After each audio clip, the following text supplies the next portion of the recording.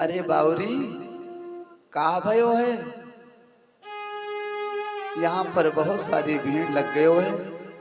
का बात भयो? एक ने कहा, अरे बावरी यशोदा,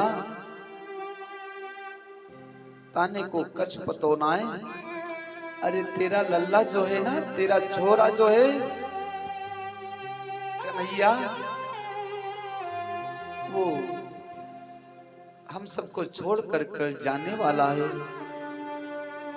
जिससे यशोदा मैया के कान में गोपी के ये शब्द पड़े कि मेरा लल्ला मुझे छोड़कर जाने वाला है, यशोदा सब कुछ भूल गई, पृथ्वी पर गिर पड़ी कि ये सुमत दशा जाई नहीं बरनी, ये सुमति दशा जाई नहीं बरनी, उठती संभारी गिरत पूनि धरनी, उठती संभारी गिरत पूनि धरनी। माता यशोदा उठती हैं, लाला के तरफ पहुंचने के लिए दौड़ती हैं, फिर गिर पड़ती हैं कि गोपीन लपकी उठावत माता, काविद बिरज दिखाय विधाता, काविद बिरज दिखाय विधाता। गोपियों ने कहा, हे विधाता, क्या यही दिन देखने को बचा था? अहो विधाता तव ना को चिंतय, संयोज मैत्र्या प्रणयी निदेहिना। अरे विधाता, क्या यही दिन बचा था देखने को? यशोदा मैया कन्हैया के पास पहुंचती हैं। अरे लल्ला, अरे कन्हैया, मौसी कौन सी गलती हो गई रे छोरा, रे लल्ला कन्हैया, जो मुझे छोड़कर तो जाने को कह रहा है? क्या हो गया बेटा? मुझे लगता है मैंने थोड़े से मक्खन के लिए तुमको ओखल में ले जाकर के बांधा, थोड़े से माखन के लिए ले जाकर ओखल में बांध दिया, इसीलिए आप मुझसे नाराज हो, मुझे छोड़कर जाना चाहते हो।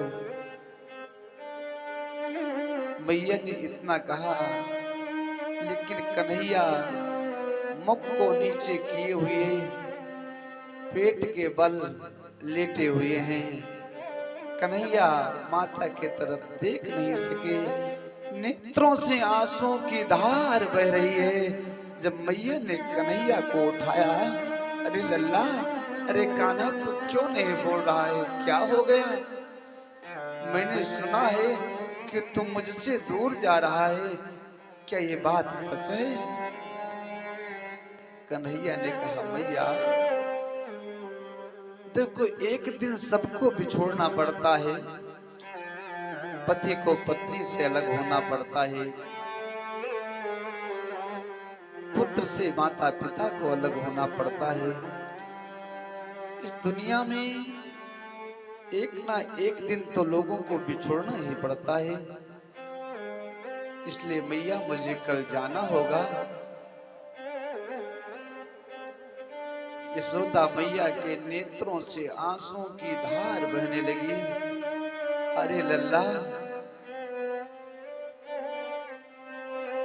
मुझको एक ज्योतिषी ने पहले ही बताया था कि तेरा ये जो बेटा है ना, ये आगे चलकर राजा बनेगा और जब तेरा बेटा राजा बनेगा ना, तब तुझसे बहुत दूर चला जाएगा, तू इसके पास नहीं रहेगी। तो बेटा, मुझे लगता है वो समय नजदीक आ गई है। लल्ला, आप राजा बन जाओगे ना, ये मुझे लगता है, क्योंकि आप बहुत बड़ी बड़ी ज्ञान की बात करते हो। लेकिन जब राजा बन जाना ना, तो मुझको मत भूल जाना। बेटा, आप अपने घर पर 2 4 10 नौकर, दास दासियां, इनको तो रखोगे ना, तो दासी के रूप में मुझे रख लेना, अपने बाबा को दास बना लेना। आपके उसी भवन में किसी कोने में मैं रहूंगी, आपके घर की साफ सफाई करूंगी, और उसी के बहाने आपका दर्शन हो जाएगा। बेटा, कन्हैया ने कहा, मैया, आप मेरी माता हो और आप हमेशा मेरे हृदय में बसोगी, मैं आपको कैसे भूल सकता हूँ। सुबह हुआ, ये हुआ कन्हैया को जाना है। मैया ने नहलाया धुलाया। देखो, माता जब अपने पुत्र को स्नान कराती है ना, नवीन वस्त्र पहनाती हैं, तो बहुत प्रसन्न होती कि मेरा बेटा है, मेरा लल्ला है। माता यशोदा रोज प्रसन्न होती थी, हंसती थी। लेकिन आज कन्हैया को स्नान करा रही हैं, नवीन वस्त्र पहना रही हैं, केशों को सुलझा रही हैं, लेकिन नेत्रों से आंसू गिर रहे हैं, नेत्रों से आंसू गिर रहे हैं कि मेरा लल्ला आज मुझसे बहुत दूर जा रहा है। और फिर यशोदा ने कहा, बेटा, आप जा तो रहे हो, लेकिन किसी प्रकार की दिक्कत होगी ना, कमी होगी तो मुझे बताना बेटा, मैं आपके लिए माखन, घी, दूध, दही सब भेज दूंगी। प्यारे मेरे लल्ला, मुझे थोड़ा सा संदेशा देना बस। माता अपने पुत्र से कितना प्रेम करती है। देखो, आज भी ये स्थित है ना, बेटा अगर परदेश चला जाए कमाने, तो मैया यहाँ क्या करती है, एक छोटी सी गाय लगती हो, थोड़ा सा दूध देती हो, तो मैया क्या करेगी, अपना पेट काट करके थोड़ा थोड़ा दूध एकत्रित करके उसको गर्म करके जमाएगी, फिर मथेगी, मक्खन निकाल कर धीरे धीरे एकत्रित करेगी, फिर उस मक्खन को गर्म करके घी निकालेगी कि मेरा राजा बेटा आएगा तब मैं उसको खिलाऊंगी। लेकिन जब पुत्र आता है ना, वही बेटा, जिस बेटा के लिए मैया अपना पेट काट कर घी को एकत्रित करती है कि मैं अपने पुत्र को खिलाऊंगी, वही बेटा जब आता है ना, तो अपनी पत्नी, अपने पुत्र में लग जाता है। माता के हाथ पर 10-50 रुपया रखने में शर्म आती है। परदेश में बेटा है, फोन किया, भैया आपको क्या चाहिए। धर्मपत्नी से कहा, आपको क्या चाहिए। पुत्र से कहा, बेटा आपको क्या चाहिए। सबने अपना अपना इच्छा व्यक्त किया कि मुझे क्या चाहिए। लेकिन जब वही फोन माता के पास जाता है मेरे प्यारे, तब मैया कहती है कि बेटा मुझे कुछ नहीं चाहिए, तो घर पे आजा, मेरे पास सब कुछ है। ये होती है माता, अपने पुत्र के दुख को नहीं सहन कर सकती। देखो, कई जगह ऐसा देखने को मिलता है कि पत्नी कहती है, देखो मैं अपने माता पिता को छोड़कर आई हूं और तुम भी अपने माता पिता को छोड़ दो, उनके पास नहीं जाओगे। आप जाते हो तो जितनी कमाई का धन होता है ना, उनको देकर आ जाते हो।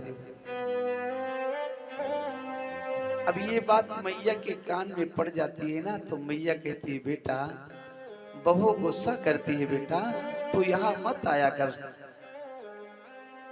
नहीं तुम्हारे ऊपर डांट पड़ेगी, घर में कलह होगा। तो ऐसी होती है माताएं। मेरे प्यारे, मैं सबसे हाथ जोड़ करके ये विनती कर रहा हूं कि अपनी अपनी माता को कभी मत भूलना। मैया ने कितना कष्ट सहा, तब हम सबको जन्म दिया, इसलिए माता को कभी मत भूलना। व्यक्ति की पूजा कब सार्थक होती है? बाराही के मंदिर में हो, चाहे माता पाटेश्वरी के मंदिर हो, चंडी माता हो, मनसा माता हो, आप वहां प्रतिदिन जाएं, मत्था टेकें और अपनी माता जिसने आपको जन्म दिया उसको यदि आप प्रसन्न नहीं कर पाए, उसका ख्याल नहीं रख पाए, तो आपका मंदिर जाना, मंदिर में मत्था टेकना सब बेकार है। भगवान श्री कृष्ण से मैया कहती हैं बेटा, यदि आपको मक्खन खाने की इच्छा होगी ना, तो मुझे बताना, मैं आपके लिए भेजूंगी। इधर गोपियां आकर कहती हैं हे कन्हैया, आप हम सबको छोड़कर जा रहे हैं, हम सबसे सुंदर कोई आपको मित्र नहीं मिलने वाला है, आप क्यों जाना चाहते हो? मुझको बताओ, आखिर हम सबसे गलती ही क्या हो गई जो आप हम सबसे दूर जाना चाहते हो? कन्हैया क्या हो गया, कुछ तो बताओ।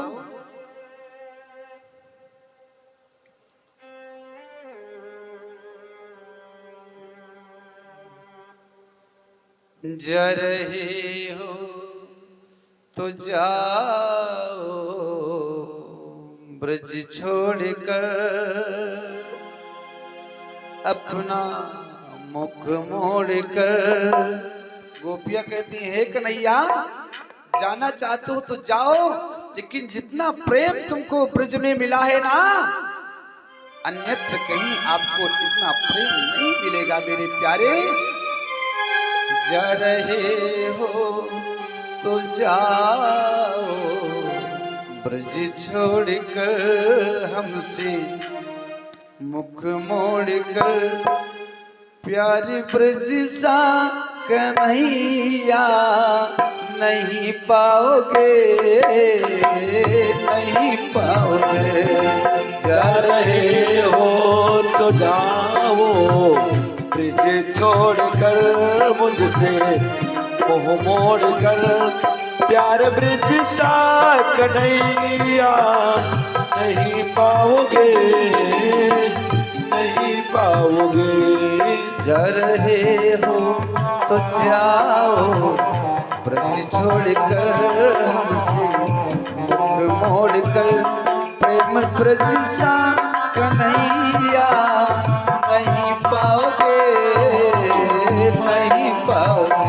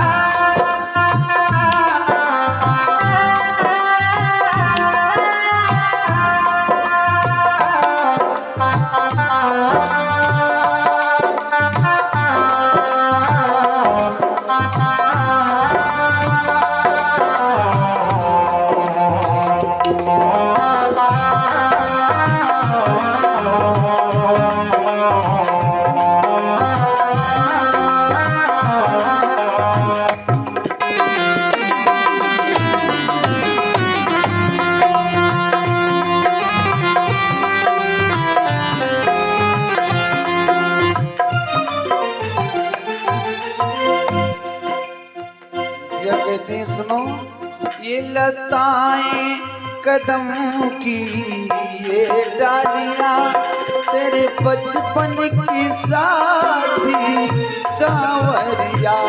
ये लताएं कदम की ये डालियां तेरे बचपन की साथी सांवरिया। ये लताएं कदम की ये डालियां तेरे बचपन की साथी सांवरिया। ये लताएं कदम की ये डालियां तेरे बचपन की साथी सांवरिया। कुछ गलियां कहाँ की तेरी गा रही, हाँ तेरी गा रही। ऐसी गलियां कन्हैया नहीं पाओगे, नहीं पाओगे। जा रहे हो तो जाओ ब्रिज छोड़कर मुझसे मोह मोड़कर। यार ब्रिज सा कन्हैया नहीं पाओगे, नहीं पाओगे।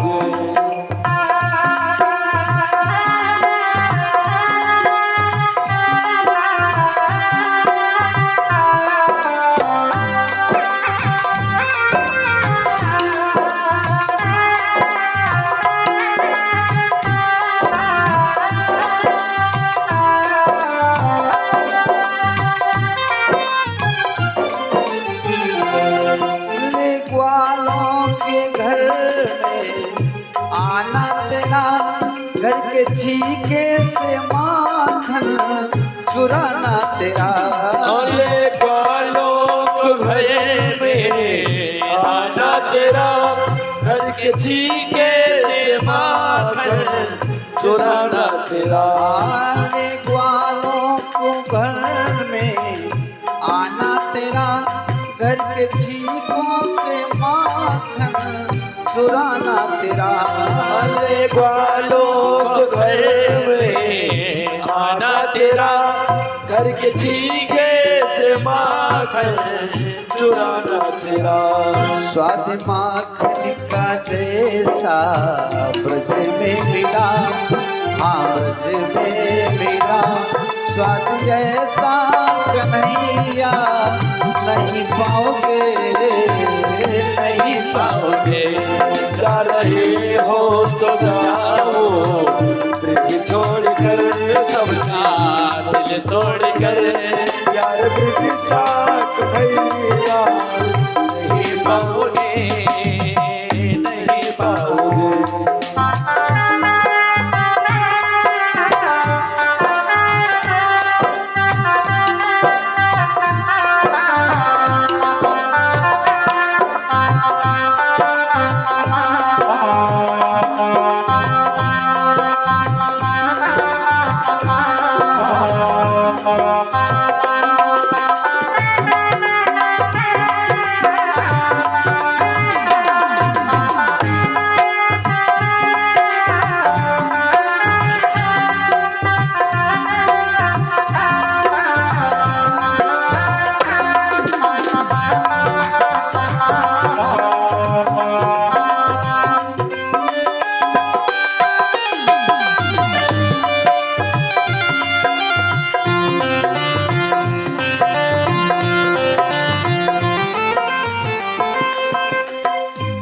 कितनी भौड़ी गगरिया पंचघट पर चिर किसके बचे श्याम प्यारे कहो। कितनी भौड़ी गगरिया पंचघट पर चिर किसके बचे श्याम प्यारे कहो। कितनी भौड़ी गगरिया पंचघट पर चिर किसके बचे श्याम प्यारे कहो। कितनी भौड़ी गगरिया पंचघट पर चिर किसके बचे श्याम प्यारे कहो।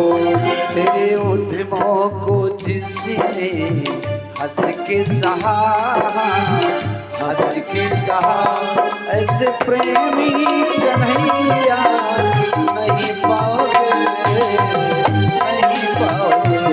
जाते हो तो जाओ ब्रिज छोड़कर सबका, दिल तोड़कर प्यार ब्रिज सा कन्हैया नहीं पाओगे।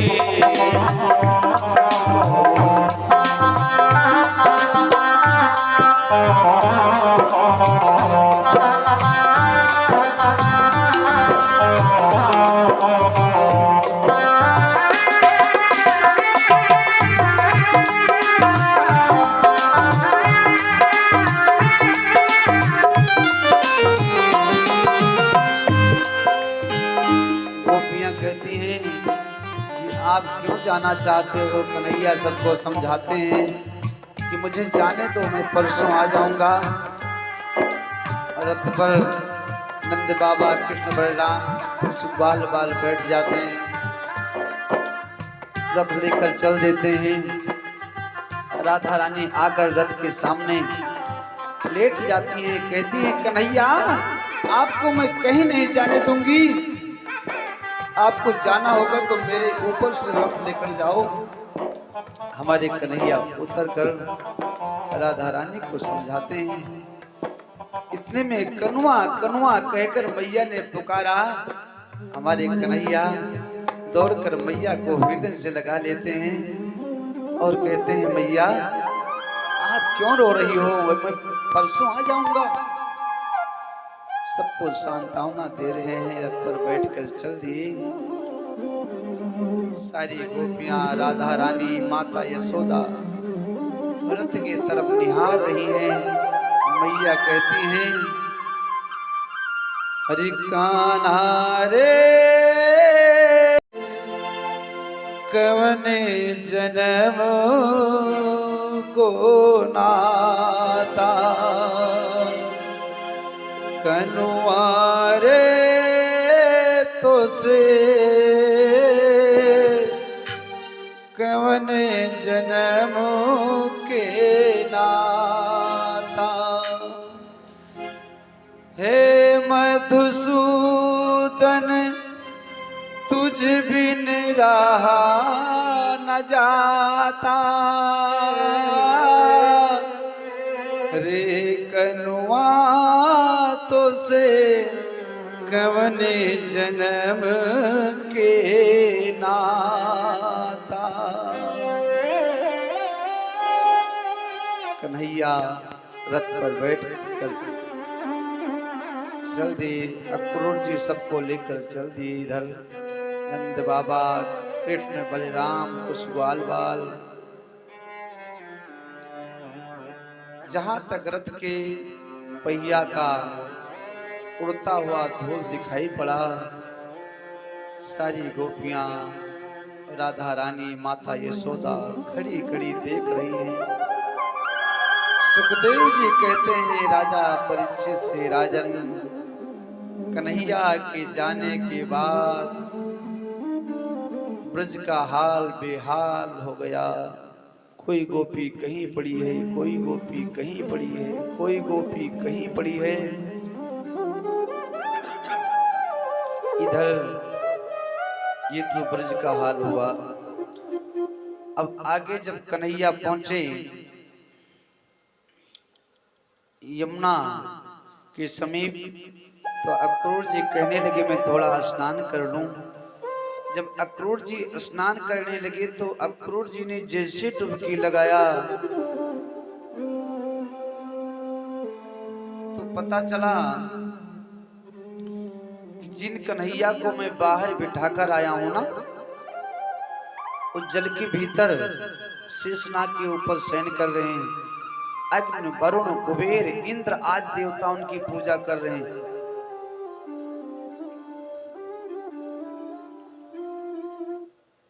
ऊपर देखते हैं क्या मैं जिनको जल के भीतर देखा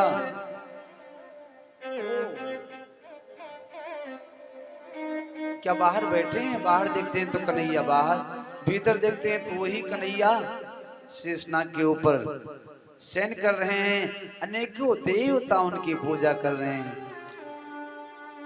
तो अक्रूर जी बहुत देर तक स्नान करते रहे, प्रभु का दर्शन करते रहे, बाहर निकले।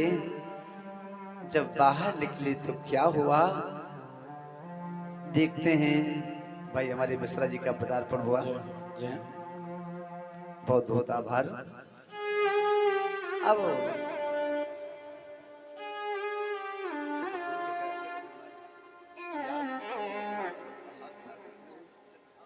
तो साइड अब इधर को ये लगाने पड़ा।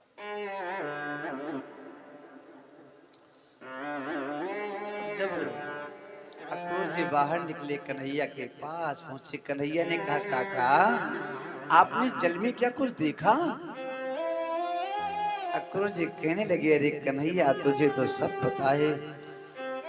अब अक्रूर जी लेकर बढ़े आगे कन्हैया को और बलराम जी को, नंद बाबा आदि ग्वाल बाल को। मथुरा नगरी के समीप पहुंचे तो कहने लगे कन्हैया पहले आप मेरे घर पर चलो, फिर वापस आ जाना अपने मामा के घर। ना ना काका अभी नहीं, बाद में आऊंगा।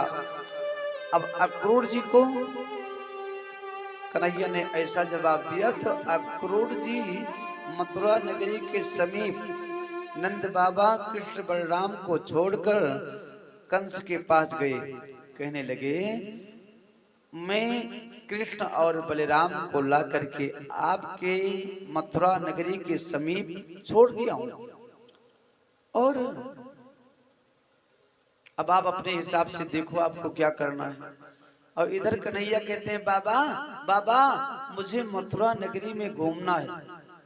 नंद बाबा कहते नहीं बेटा, अरे अपना क्षेत्र नहीं है, यहाँ बहुत दैत्य रहते हैं, राक्षस रहते हैं, आपको नहीं जाना चाहिए। लेकिन ज्यादा हट करने लगे तो नंद बाबा बलराम से कहते हैं भैया कन्हैया को लेकर जाओ और मथुरा नगरी घुमाकर वापस ले आना। अब बलराम जी लेकर चल देते हैं ग्वाल बार और कन्हैया को साथ में। एक ने कहा अरे कन्हैया अपने मामा के क्षेत्र में चल रहे हो हैं, उनके गांव में, तो कम से कम कपड़ा तो अच्छा होना चाहिए, हम सबके कपड़े अच्छे नहीं। इतने में एक धोबी दिखाई पड़ा जो बड़ा कपड़ा का गट्ठर सिर पर रख कर जा रहा था।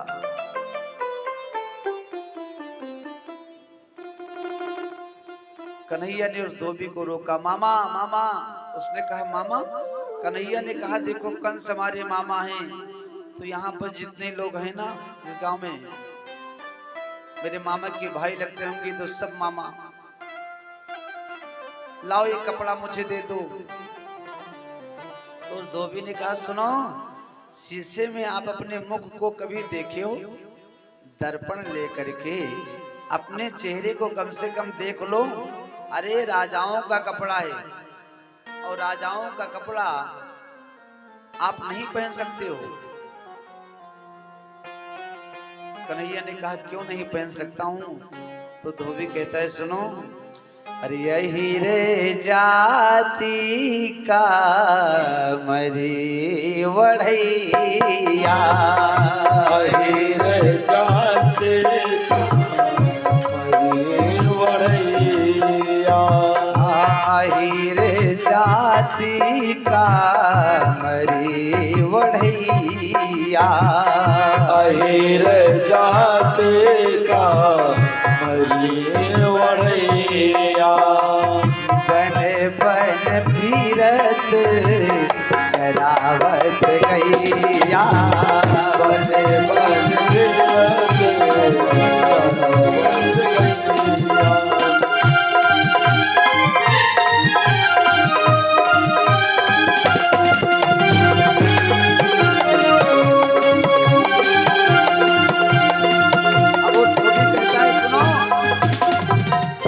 आपकी जात यादों की है, हैं? हमेशा गाय चराते थे, कपड़ा पहनना चाहते हो राजाओं का?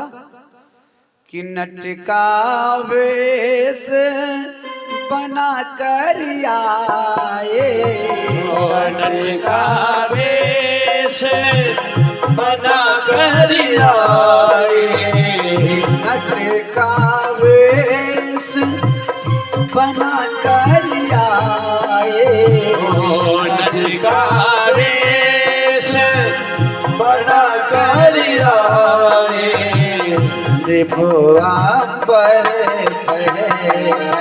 मन भाए, त्रिभुआंबर मन भाए।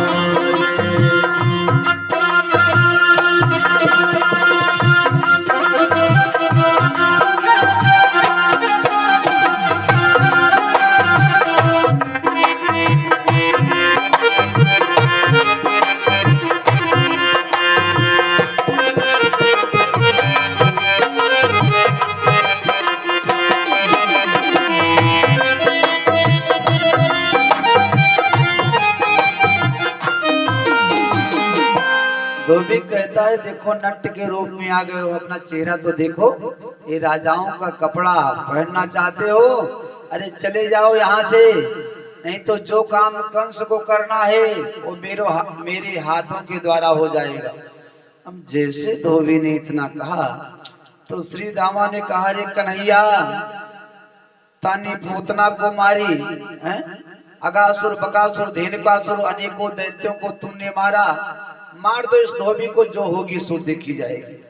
अब कन्हैया ने एक तमाचा मारा तो धोबी का सिर जो है धड़ से अलग हो गया।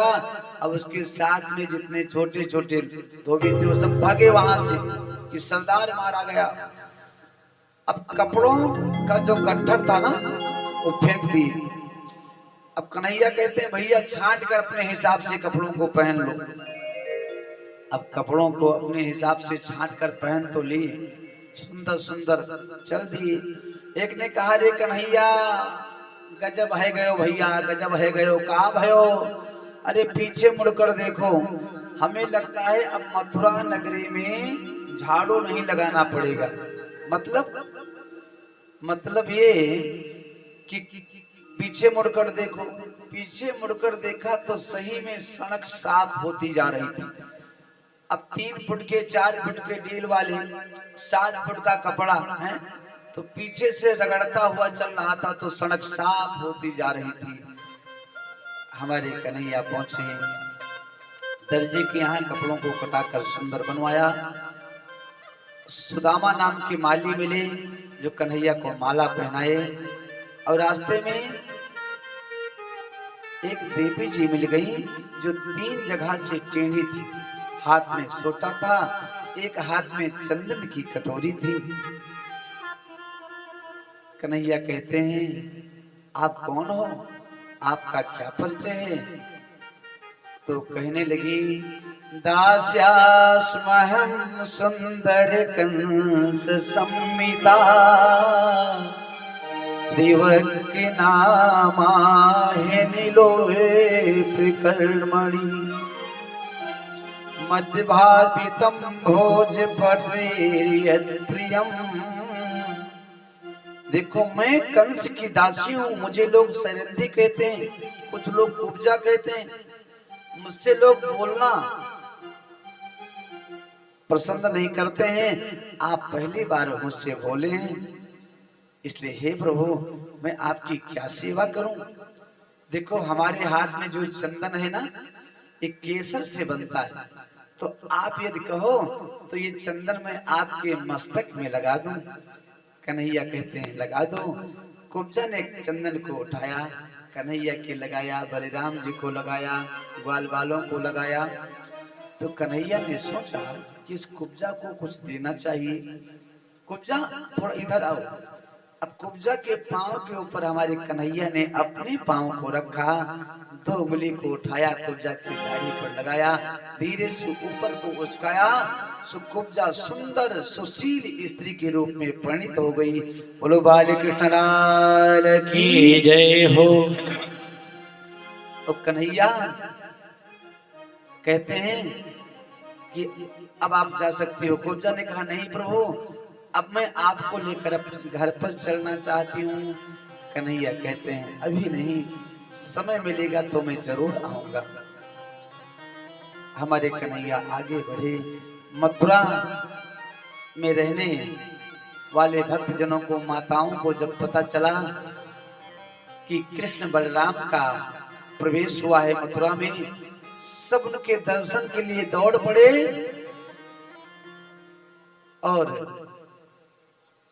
ऐसे दौड़े मानो किसी निर्धन को स्वर्ण मिल गया हो। कि धाये धाम काम सब त्यागी, धाये धाम काम सब त्यागी, धाये धाम काम सब त्यागी, धाये धाम काम सब त्यागी, धाये धाम धाये धाम काम सब त्यागी, मन हो रंग निध लोधल लागी, मन हो रंग लोधल लागी।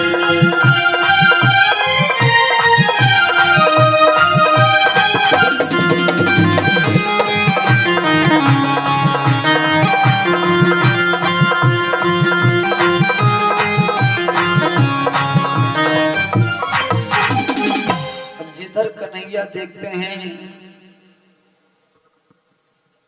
उधर सब अटारियों पर जो है अनेकों माताएं खड़ी होकर के कन्हैया का दर्शन कर रही हैं, और जिधर प्रभु देख लेते हैं वो बिल्कुल मोहित हो जाता है कन्हैया के प्रति, मन मुग्ध हो जाता है, उनके बस में हो जाता है। कि जादू भरी तेरी आंखें जिधर गई, जादू भरी तेरी आंखें जिधर गई हो, जादू भरी तेरी आंखें जिधर गई, जादू भरी तेरी आंखें जिधर गई, जादू भरी तेरी आंखें जिधर गई। नैनों की कटारी बारी बारी हुई मुई छतिया से उतर गई, जादू भरी तेरी आंखें जिधर गई, जादू भरी तेरी आंखें।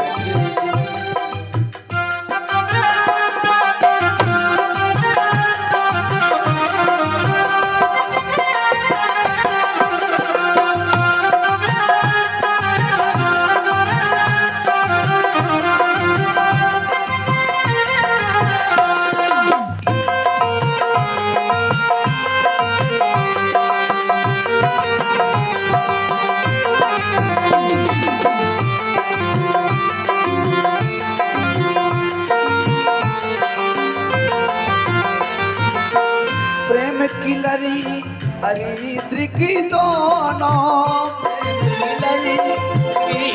की दोनों, प्रेम की लरी हरी की दोनों, प्रेम की लरी की दोनों, बरस परी मोती सी बिखर गई, बरस परी मोती सी बिखर गई, जादू भरी तेरी आंखें जिधर गई, जादू भरी तेरी आंखें जिधर गई। बोल बाके बिहारी लाल की जय।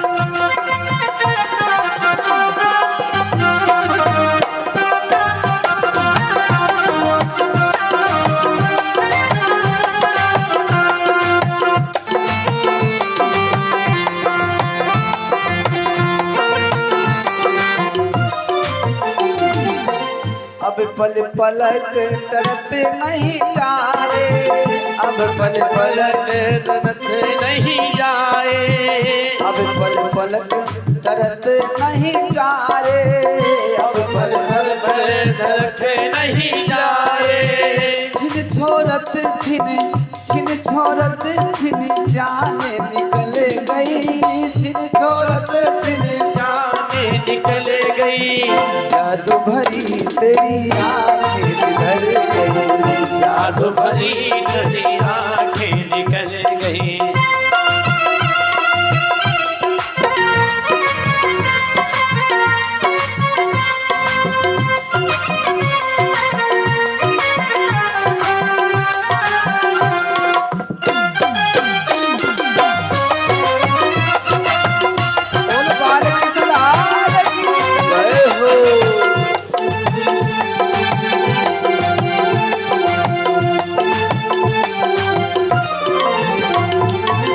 नैनों की कटारी बारी बारी पले कने मारी, नैनों की कटारी बारी बारी तुझे कने मारी। देखो जब होता है तलवार, तलवार से किसी को मार दो तो मर जाएगा। एक होती है कटारी, कटारी जानते हैं? जब दूल्हा जाता है विवाह करने अपने ससुराल तो कटारी उसके हाथ में रहती, उसको मार दिया जाए तो व्यक्ति मरता तो नहीं है मेरे प्यारे, लेकिन दर्द बहुत होता है। नैनों की कटारी बारी बारी पले कने मारी, नैनों की कटारी बारी बारी पले कने मारी। जादू की पिटारी त्रिगी छुई मुई करे गई, जादू की पिटारी छुई पड़ गई। जादू भरी मेरी आंखें धर गई, जादू भरी तेरी आंखें धर गई।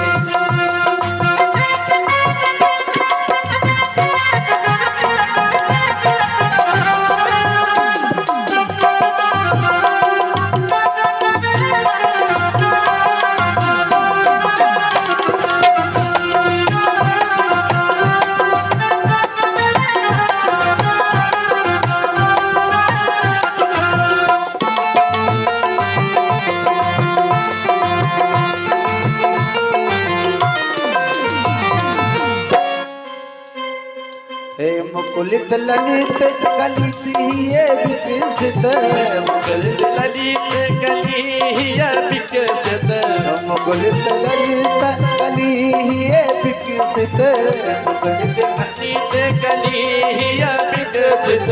प्रेम पराग सरस रस भर गई, प्रेम पराग सरस रस भर गई। जादू भरी तेरी आंखें धर गई, जादू भरी तेरी आंखें धर गई।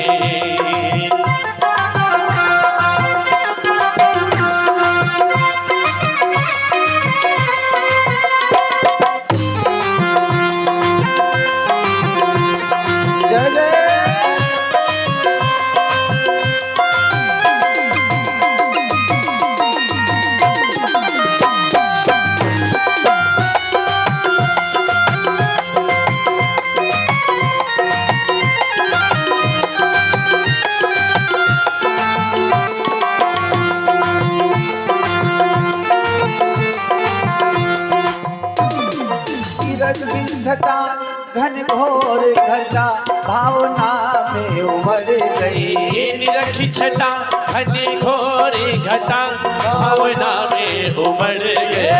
जादू भरी तेरी आंखें हरि बोल। जादू भरी तेरी आंखें उमड़ गई, जादू भरी तेरी आंखें धर गई, जादू भरी तेरी आंखें। बोल बांके बिहारी लाल की जय। देखो कन्हैया को देख करके जितनी माताएं थी मथुरा की ना दौड़ पड़ी दर्शन के लिए।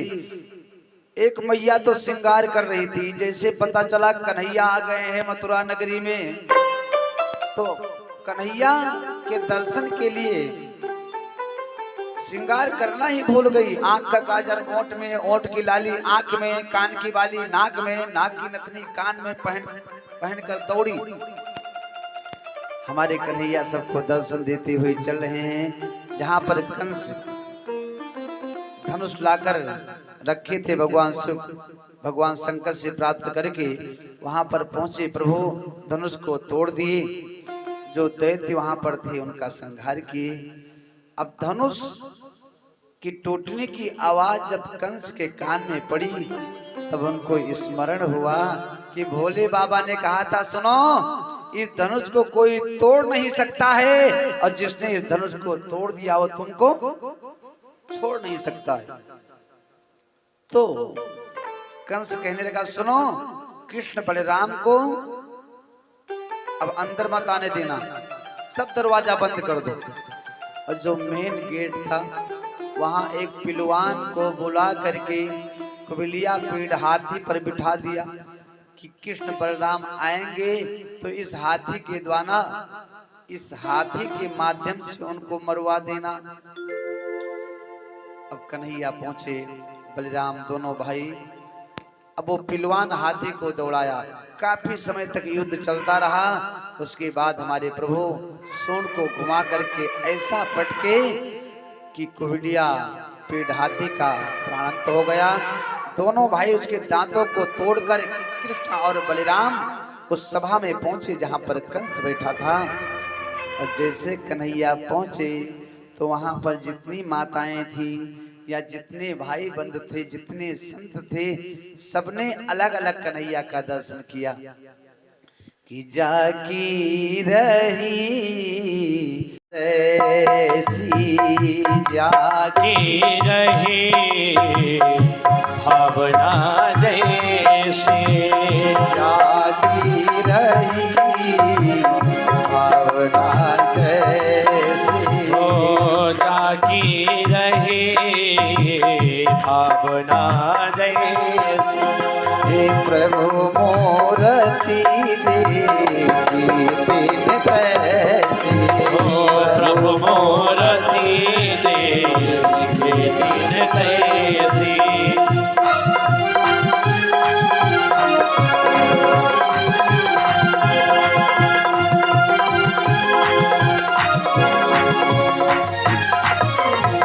अब सब अपने अपने भाव से कन्हैया का दर्शन कर रही हैं, जैसी जिसकी भावना है।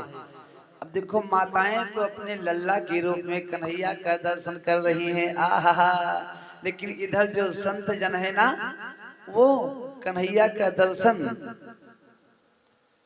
ब्रह्म के रूप में कर रहे हैं। और जो भिल्ल पहलवान हैं वो वीर योद्धा के रूप में कन्हैया का दर्शन कर रहे हैं। लेकिन कंस को काल के रूप में हमारे कन्हैया दिखाई पड़ते हैं। जैसे कंस ने कन्हैया को देखा, कहा पकड़ लो, जाने न पाए, कि खटमल की तरह मसल डालो, खटमल की तरह मसल डालो। अमन भैया, अच्छा, खटमल की तरह मसल डालो, छलिए को चकना चूर करो, छलिए को चकना चोर करो, छलिए को चकना चोर करो। मेरे आंखों के आगे से मेरे बैरी को दूर करो, मेरे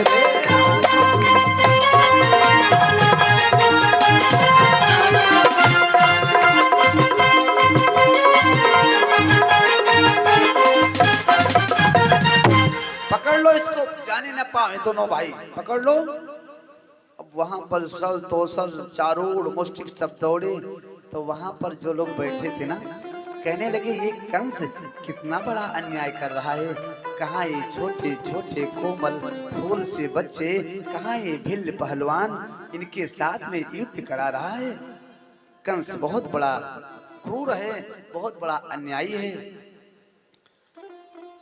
सल तो सल पहुंचे, प्रभु ने उनका उद्धार किया। चारों मुष्टिक पहुंचे, कहते हैं मेरे साथ में युद्ध करो। कन्हैया कहते हैं आप बहुत वीर हो, हम दोनों भाई छोटे हैं, आपके साथ में कैसे युद्ध करेंगे। चारों मुष्टिक ने कहा कि मैं जानता हूं आप हमसे ज्यादा वीर दैत्यों को मार चुके हैं। मैं ये भी जानता हूं कि युद्ध करूंगा तो मारा जाऊंगा, लेकिन आपके हाथों के द्वारा मरूंगा तो मेरा उद्धार हो जाएगा। युद्ध नहीं करूंगा तो एक कंस मार डालेगा। तो कंस के हाथों के द्वारा मरने से अच्छा है कि प्रभु आपके हाथों के द्वारा मर जाऊं। युद्ध होने लगा चारों ओर कन्हैया के साथ में मुष्टिक जो है बलराम जी के साथ में युद्ध कर रहे हैं कि सिर से सिर भुज से भुजा दृष्टि दृष्टि से जोड़ी और चरण पकड़ी गही लपट के झपटी झपटी झकझोर। मल्ल युद्ध होने लगा। कुछ समय तक हमारे प्रभु चारों ओर मुष्टिक के साथ में खेलते रहे। उसके बाद में चारों ओर मुष्टिक का प्राणांत कर दिए। दौड़कर पहुंचे कंस के पास। कंस के केस को हमारे कन्हैया ने पकड़ लिया।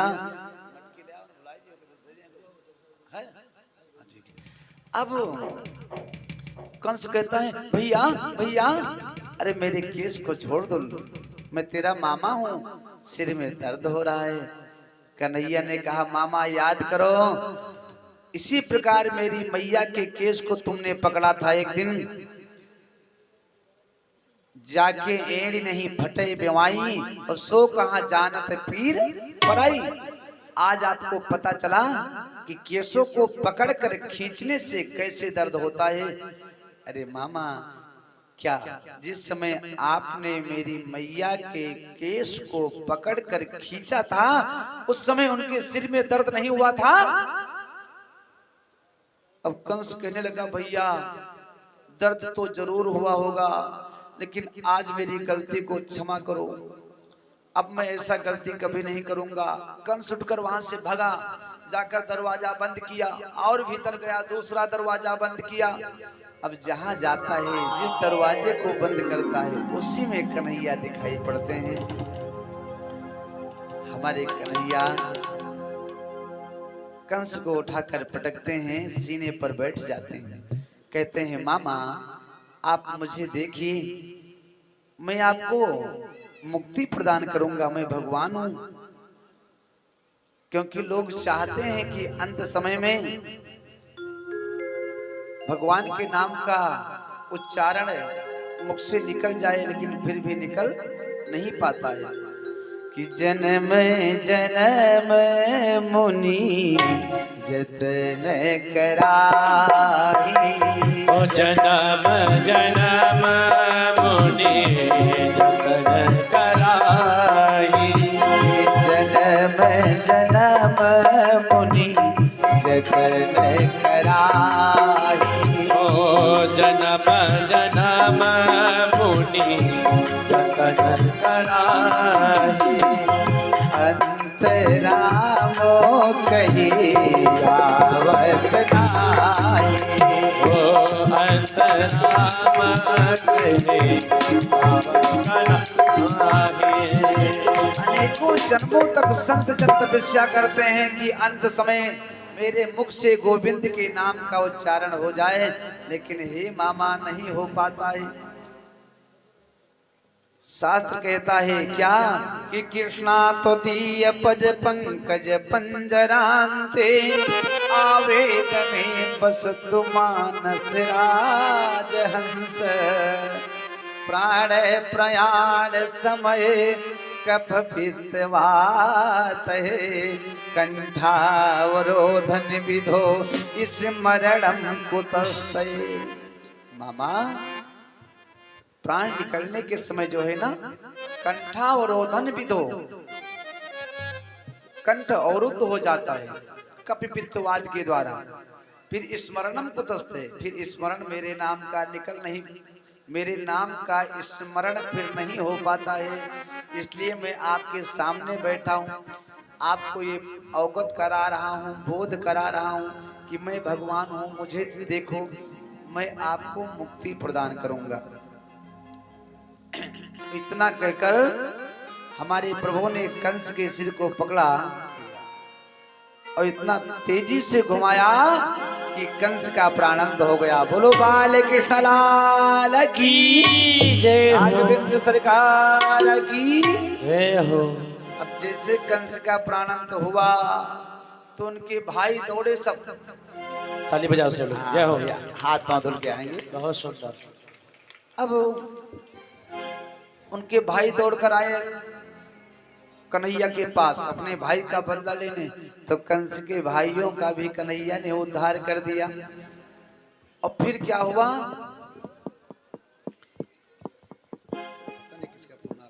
फिर हुआ क्या कि वहां पर कंस की पत्नियां पहुंची और कंस के जो और भाई थे उनकी भी पत्नियां आ गईं, अपने अपने पति के लाश को पकड़ कर रोने लगी। तो कन्हैया कहते हैं मामी, जो आज सुख भोग कर रहा है वो कल दुख भोगेगा, जो आज दुख भोग रहा है कल सुख भोगेगा। सुख और दुख मनुष्य के जीवन के दो पहिया हैं, उन्हीं के ऊपर गाड़ी चलती है, कभी सुख आता है कभी दुख आता है। संत जन कहते हैं सुख पाता रहा जो सदा जग में, ध्यान से सुनना, सुख पाता रहा जो सदा जग में, उसे अंत समय दुख पाना पड़ा। पछताया नहीं जो कभी भी कहीं, उसे अंत समय पछताना पड़ा। कोई फूल न बाग में ऐसा खिला, अरे खिल के न जिसे मुरझाना पड़ा। और विधि का ये अटल विधान रहा, विधि का ये अटल विधान रहा। जिसे आना पड़ा उसे जाना पड़ा, विधि का ये अटल विधान रहा। कन्हैया कहते हैं मामी, जो आया है उसको एक ना एक दिन जाना जरूर पड़ेगा। तो कन्हैया की मामियां कहती हैं आपने मेरे पति को मार डाला, फिर मुझे उपदेश सुनाते हो। तब कन्हैया कहते हैं अरे मामी सुना हो शोक नहीं कीजिए, मामा जी को पानी दीजिए। मामी सुना हो शोक नहीं कीजिए, मामा जी को पानी दीजिए। सदा न कोई जीवित रहाई, झूठी सो जो आपने कहाई। सदा न कोई जीवित रहाई, झूठी सोच जो आपने कहाई।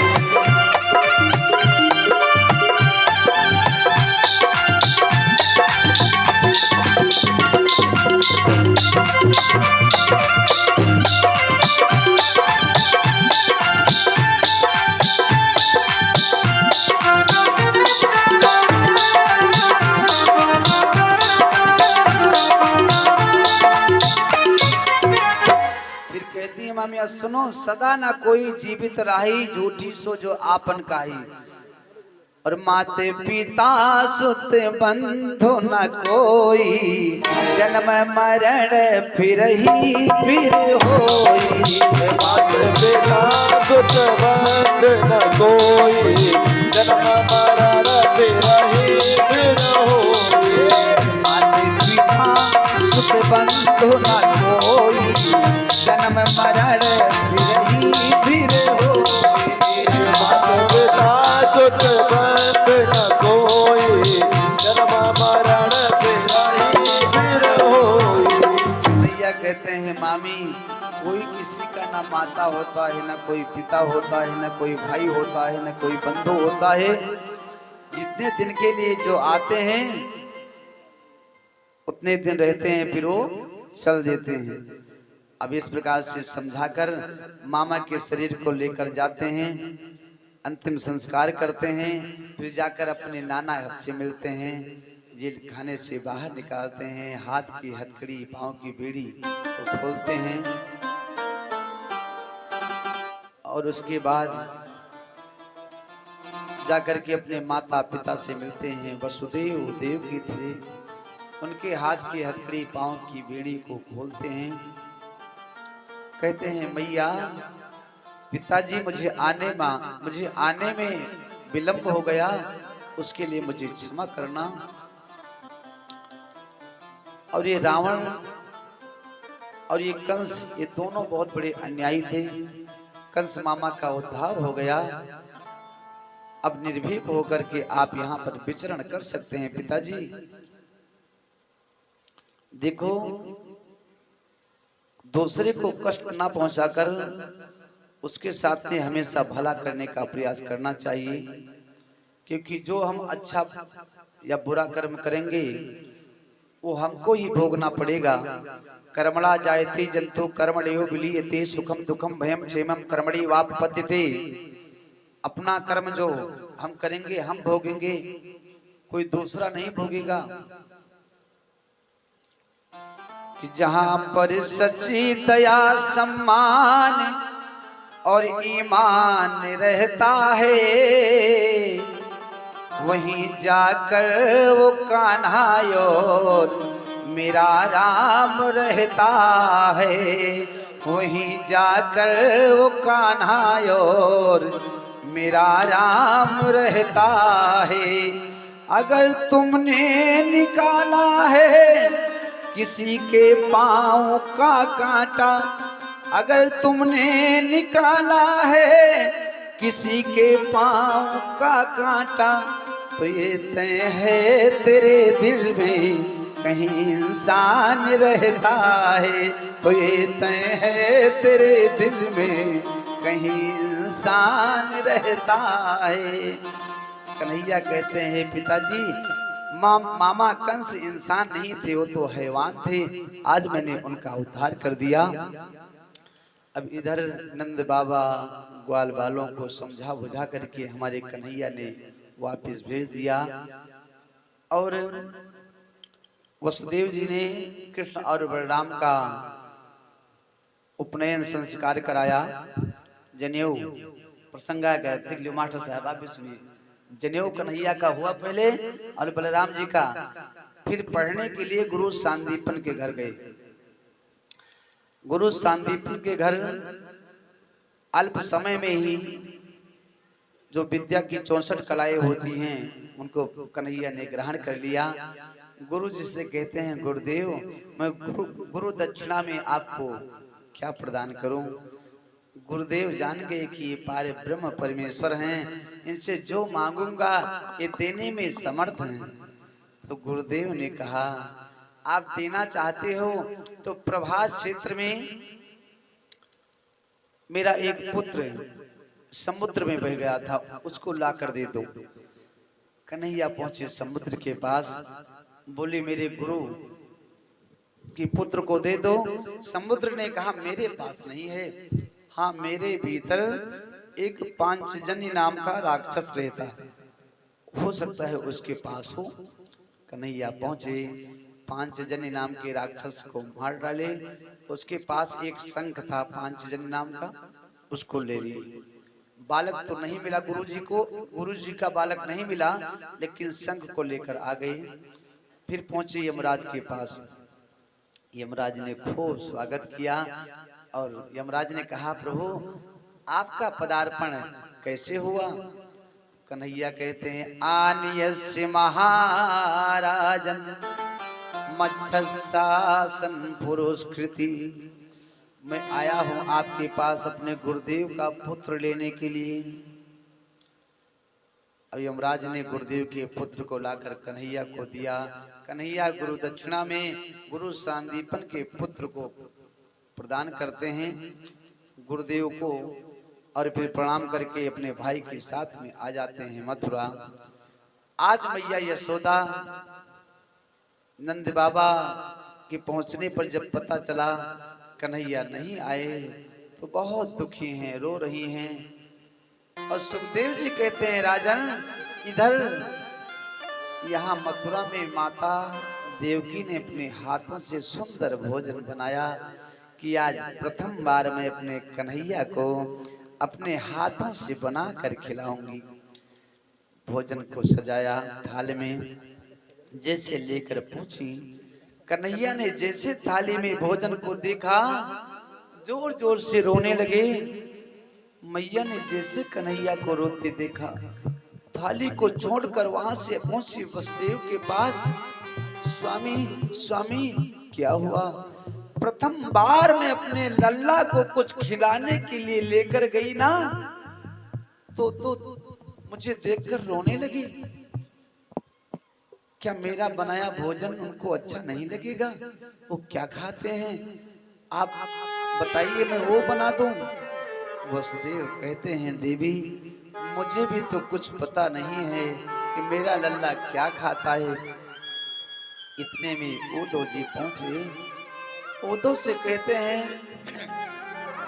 कन्हैया, उद्धव से वसुदेव जी कहते हैं, कन्हैया रो रहे हैं, जाकर देखो। उद्धव तुम्हारे तो मित्र हैं, जाकर समझाओ, पूछो क्यों रो रहे हैं। जो भोजन देवकी ने बनाया है ना, यदि अच्छा ना हो तो दूसरा बनवा दें। हमें तो उद्धव जी ये भी नहीं पता है कि मेरा लल्ला क्या खाता है। उद्धव पहुंचे, कहते हैं, कन्हैया आखिर आप क्यों रो रहे हो? मैया ने बनाया आपके लिए भोजन, आप क्यों नहीं करते हो? कन्हैया ने कहा, उद्धव मैं मैया से बोल कर आया था, गोपियों से बोल कर आया था, परसों आ जाऊंगा। इधर वर्षों व्यतीत हो रहे हैं, मैं पहुंचा नहीं। आज मुझे अपनी मैया यशोदा की बहुत याद आ रही है।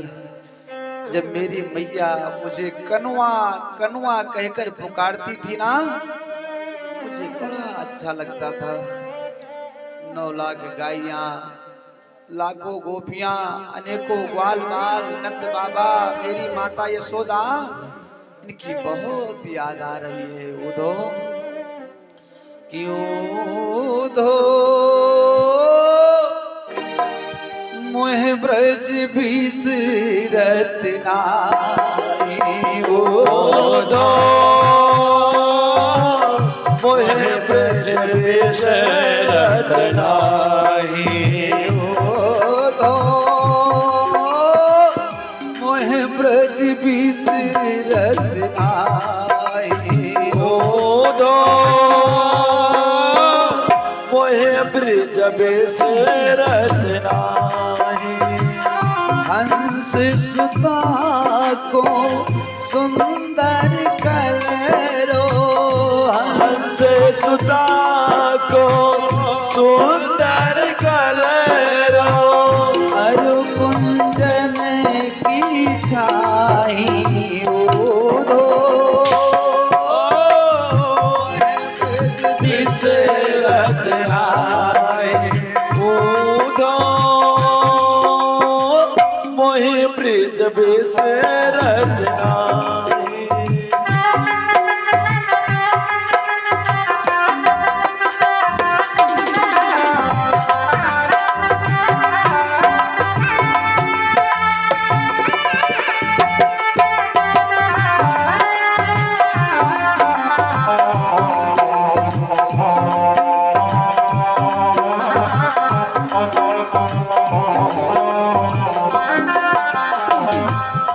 कहते हैं, उद्धव मुझे ब्रज की बहुत याद आ रही है। मेरे मित्र,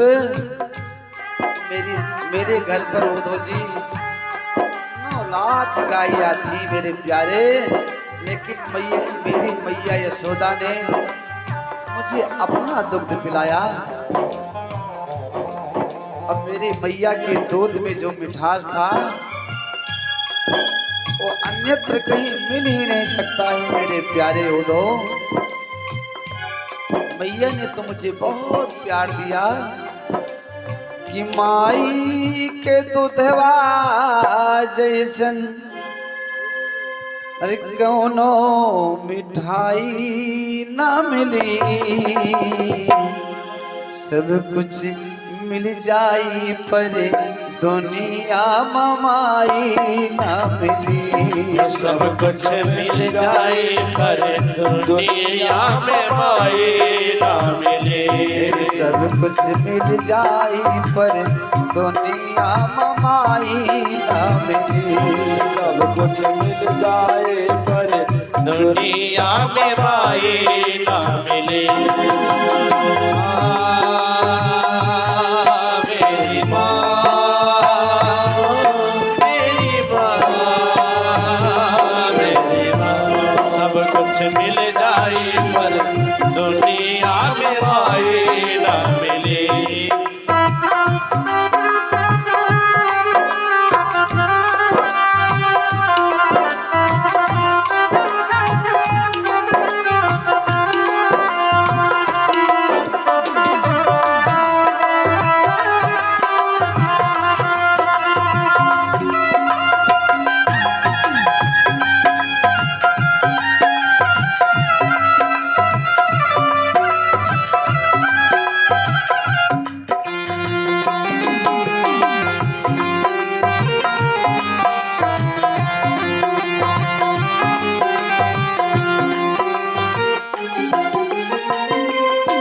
ऐसन के दुनिया में होई बोझा पेट मलई के ढोई।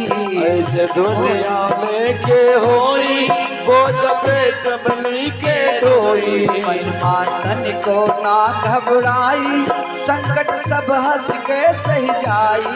मनवा तन को ना घबराई संकट सब हंस के सही जाई। ऐसन करे वाला दुनिया माँ भलाई न मिली। सब कुछ मिल जाई पर दुनिया ममाई न मिली। सब कुछ मिल जाए पर दुनिया ममाई ना मिले।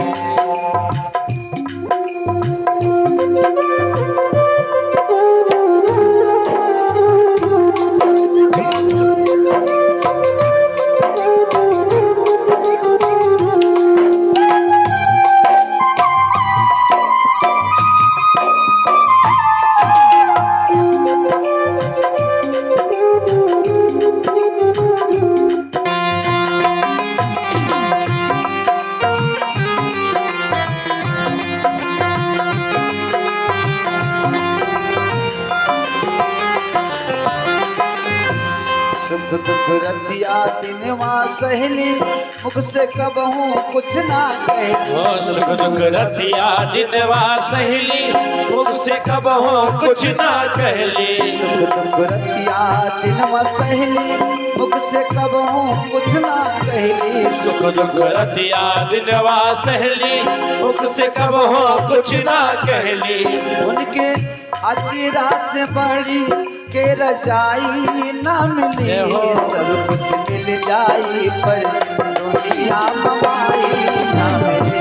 सब कुछ मिल जाए पर दुनिया में माई ना मिले। माई के दूधवा जैसन माई के दूधवा जैसन दुनिया में मिठाई ना मिले। सब कुछ मिल जाई पर दुनिया ममाई ना मिले। सब कुछ मिल जाए पर दुनिया में माई ना मिले।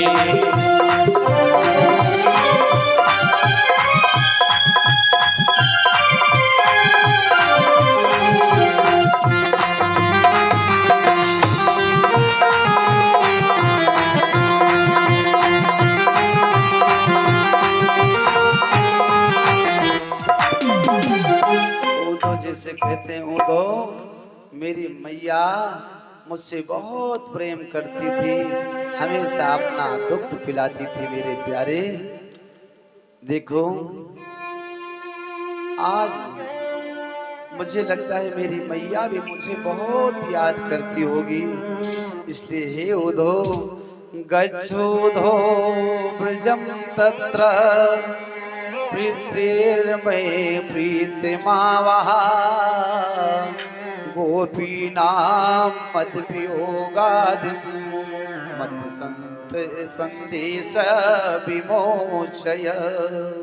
मेरा संदेश मेरे पिताजी मेरी मैया और गोपियों तक पहुंचाओ। उद्धव जी कहते हैं, अरे कन्हैया आप ये क्या कह रहे हो?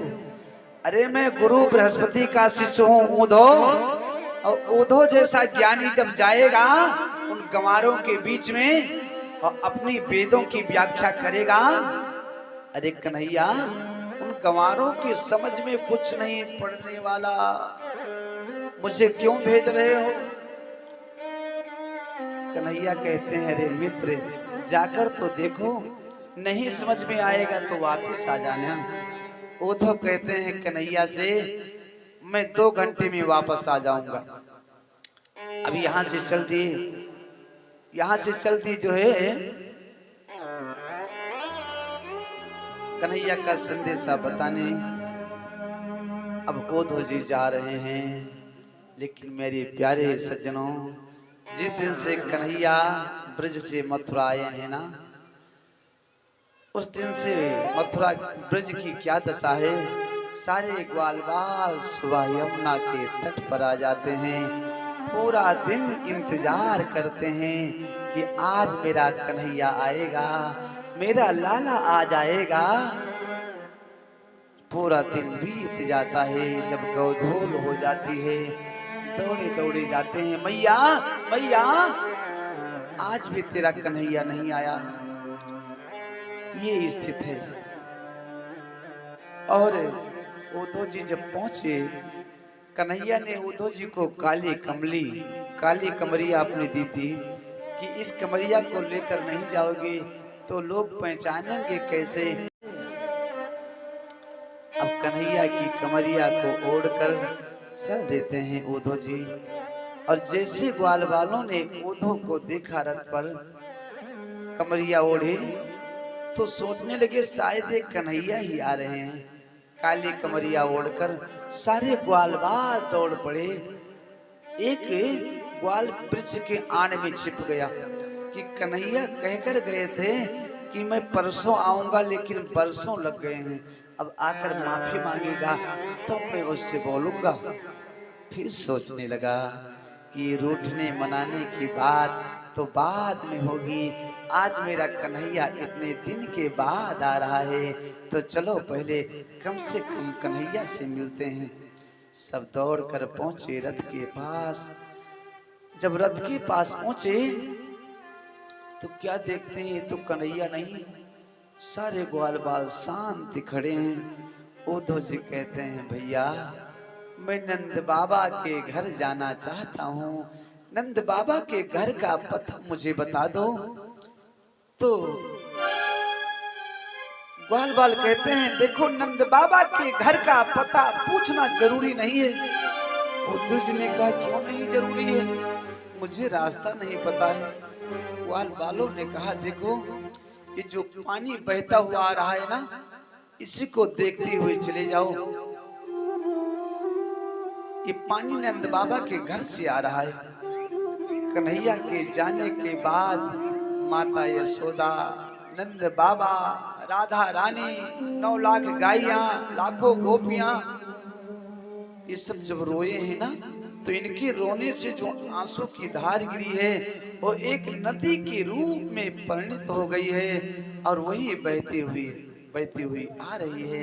इसी को देखते चले जाओ, सीधे नंद बाबा के घर पहुंच जाओगे।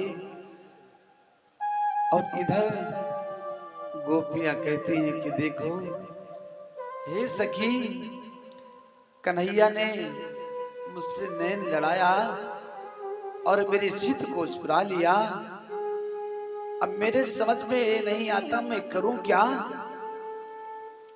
कि सखी रे, हाँ सखी रे,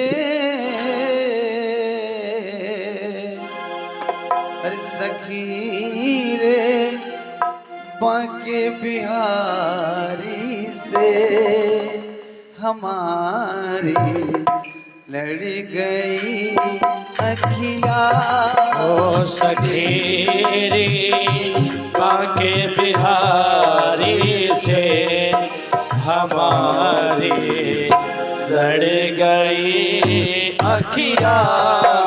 बचाई हाँ बचाई, बचाई थी बहुत लेकिन निगोरी लड़ गई अखिया। बचाई थी बहुत लेकिन निगोरी रह गई अखिया। सखीरी बात बिहारी से हमारी लड़ गई अखिया।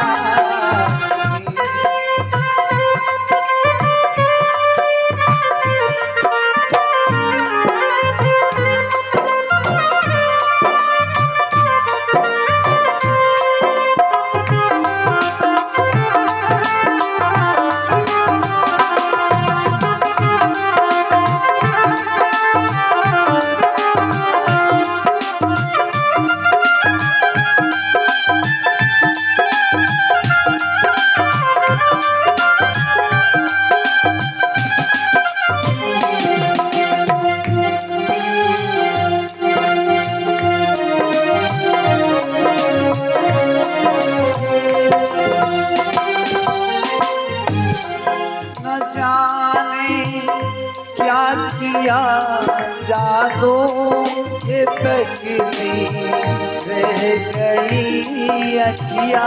ओ न जाने क्या किया जादू की तकदीर रह गई अखिया। न जाने क्या किया जादू ये तकदीर रह गई अखिया। न जाने क्या किया जादू की तकदीर रह गई अखिया। चमकती हो चमकती चमकती हाय बरछी सी कलेजे कर गई अखिया। चमकती हाय बरछी सी कलेजे पड़ गई अखिया। सखीरी बाग बिहारी से हमारी लड़ गई अखिया।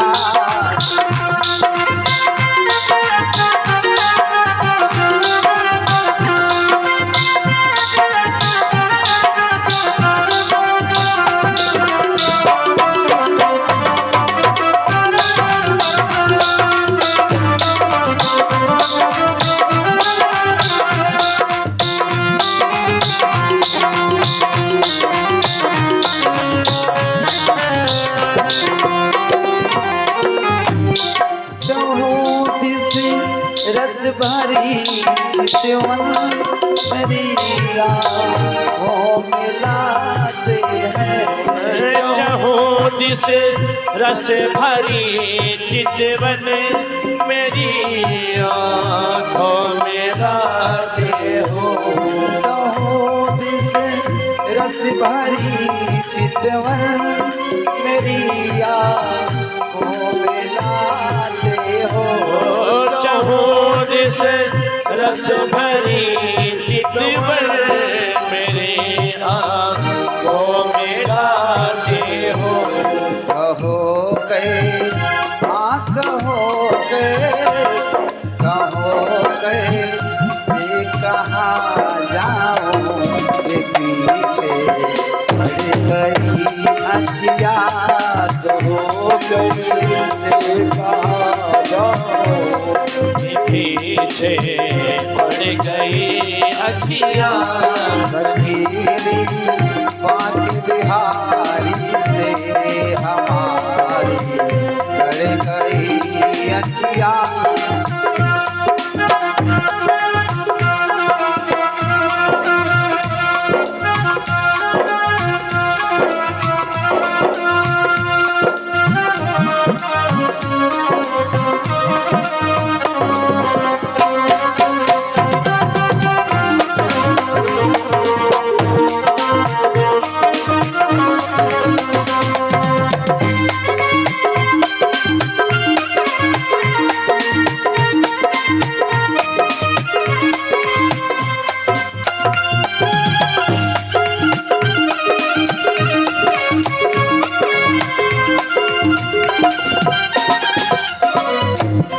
भले तनी से निकले प्राण मगर ये छवि ना निकलेगी।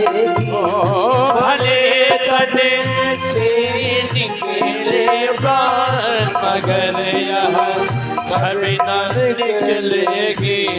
भले तनी से निकले प्राण मगर ये छवि ना निकलेगी। भले तनी से निकले प्राण मगर यह छवि न निकलेगी। अंधेरे आय अंधेरे अंधेरे मन के मंदिर में मणि सी गड़ गई अखियाँ। तेरे मन के मंदिर में मणि सी गड़ गई अखियाँ। सखीरी बाकी बिहारी से हमारे लड़ गई अखियाँ।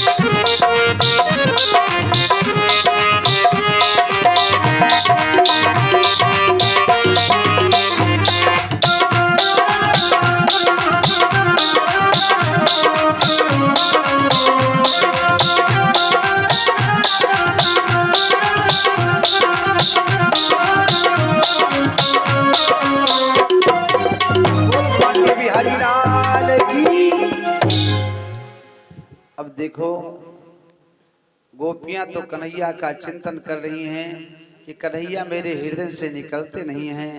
और इधर उद्धव जी धीरे धीरे चलते हुए पहुंचे नंद बाबा के घर। तो क्या देख रहे हैं मेरे प्यारे कि नंद बाबा के घर में जितने ईंट लगे हैं ना, प्रत्येक ईंटों से जय श्री कृष्ण जय श्री कृष्ण जय श्री कृष्ण की आवाज निकल रही है। उद्धव की ज्ञान की जो सीढ़ी थी ना, पहली सीढ़ी खिसक गई और आगे पहुंचे नंद बाबा के पास, नंदरानी के पास। और नंदरानी ने जैसे सुना कि कन्हैया ने उद्धव को भेजा है, उद्धव जी संदेशा लेकर आए हैं, नंदरानी उद्धव से मिलने के लिए दौड़ पड़ी कि गिरते परत उद्धव पाई, गिरते परत उद्धव पाई, पूछत दाऊ श्याम को सलाई, पूछत दाऊ श्याम को सलाई, पूछत दाऊ श्याम को सलाई, पूछत दाऊ श्याम को सलाई। धरि धीरी यशोमति माता, घर लीन यशोमति माता। हृदय में धीरे धर के उद्धव के पास पहुंची। भरे नयन जल नाही समाता, भरे नयन जल नाही समाता, भरे नयन जल नाही समाता, भरे नयन जल नाही समाता। नेत्रों में आंसू बह रहे हैं। रात श्याम सपने में आए, रात श्याम सपने में आए, दहिया पी गए सारा रा रा रा रा रा रा रा। रात श्याम सपने में आए, रात श्याम सपने में आए।